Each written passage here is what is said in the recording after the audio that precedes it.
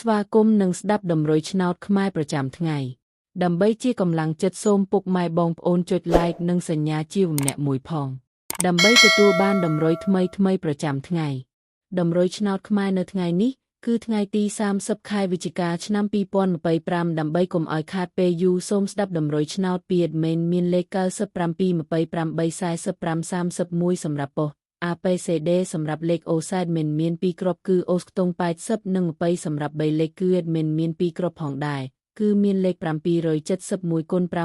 564គុណបើសិនជាពុកម៉ែបងប្អូនស្រឡាញ់និងពេញចិត្តលេខទាំងនេះពុកម៉ែបងប្អូនអាចយកលេខទាំងនេះទៅផ្សងសំណាងបានជាចុងក្រោយសូមជូនពរពុកម៉ែបងប្អូនដែលយកលេខខាង admin ទៅផ្សងសំណាងហេងយើងទាំងអស់គ្នាជូនពរពុកម៉ែបងអូនជួបតែសំណាងល្អនិងសុខភាពល្អសូមជម្រាបលាជួបគ្នានៅថ្ងៃស្អែកបន្តទៀត